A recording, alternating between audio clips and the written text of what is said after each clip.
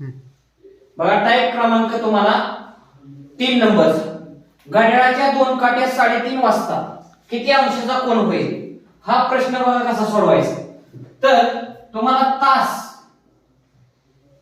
गुणिले तुम्हाला 30 वजा 11/2 गुणिले तुम्हाला मिनिट, अशा टाईपने मांडायचं. मग आपल्याला तास किती येतं? तर 3 तास, म्हणजे या ठिकाणी 3 लिहायचं, गुणिले तुम्हाला 30 वजा 11/2 गुणिले मिनिट तुम्हाला किती येतं? 30. 3 गुणिले 30 बरोबर तुम्हाला 90. या ठिकाणी भाग तुम्हाला देता येतो 15चा भाग बसला. 15 गुणिले 11 बरोबर तुम्हाला इथं मायनसचे चिन्ह 165. 165 वजा तुम्हाला 90 बरोबर तुम्हाला 75 अंशाचा कोन तुम्हाला दोन्ही काट्यामध्ये होईल. 2 नंबरचा प्रश्न तुम्हाला त्याच स्वरूपाचा आहे.